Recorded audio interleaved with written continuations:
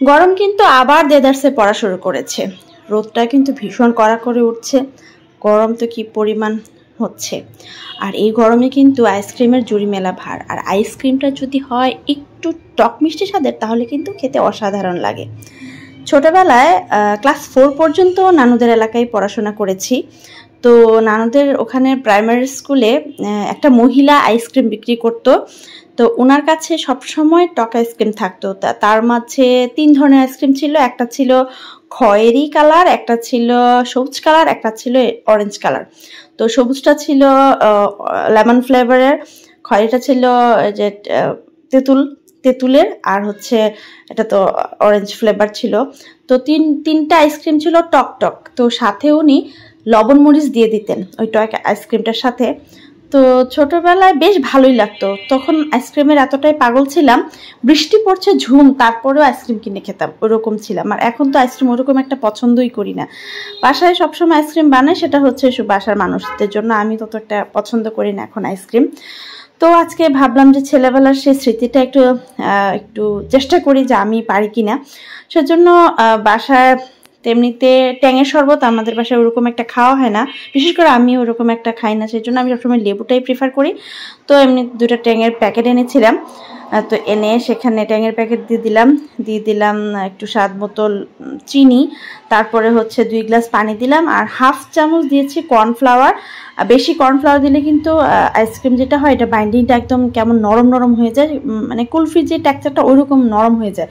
এই ললি আইসক্রিমগুলো কিন্তু একটু হার্ড টাইপের হয়, ওগুলা হার্ড টাইপ না হলে কিন্তু খেতেও ভালো লাগে না। তো সব কিছু খুব ভালো করে একসাথে গুলিয়ে নিয়েছি।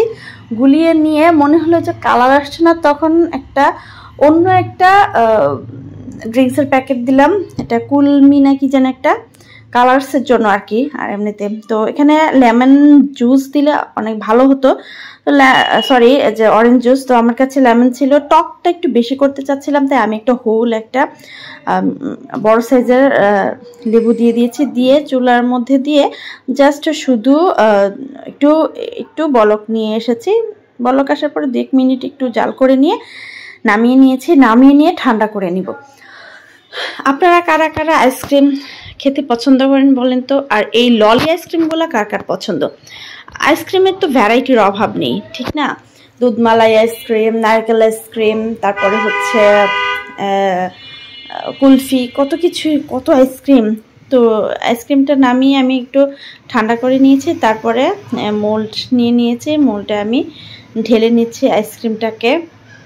কনসিস্টেন্সিটা দেখেন, এই যে আইসক্রিমের যে পানিটা এটা একদম কিন্তু পাতলা হবে, ঠিক আছে? কর্নফ্লাওয়ার খুবই সামান্য দিতে হবে। এখন আমি ছাঁচের কাঠিগুলো লাগিয়ে নিচ্ছি। আপনারা চাইলে অরিজিনাল যে কাঠি হয় কাঠিও লাগাতে পারেন, বাট এটাই আমি লাগিয়ে নিয়েছি। তো আমার ছেলে আমাকে হেল্প করছে, মামা তোমাকে আমি হ্যাপ করি। তো সে আমাকে হ্যাপ করছে। আমি হোল নাইট এটাকে ফ্রিজে রেখে দিয়েছি।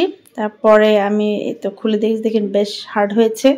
আর ললি আইসক্রিম কিন্তু হার্ডই ভালো লাগে। তো আমি আবার লবণ মরিচ করে নিয়েছি ছোটোবেলাকার মতো, লবণ মরিচ করে তারপরে আমি খাবো। প্রথমে একটু টেস্ট করছিলাম, বেশ ভালো লাগছিল, টক মিষ্টি লাগছিল। লবণ মরিচ দিয়ে তো খেতে আরও ভালো লাগছে। আপনারা কি কখনো এরকম লবণ মরিচ দিয়ে ললি আইসক্রিম ট্রাই করেছেন? অবশ্যই আমাকে কমেন্ট করে কিন্তু জানাবেন। আমি তো ছোটোবেলায় খেয়েছি, সেটাই আজকে আমার হাজব্যান্ডকে একটু খাইয়ে দিলাম, দেখো কেমন হয়। আজ এ পর্যন্তই, আল্লাহ হাফেজ, টাটা।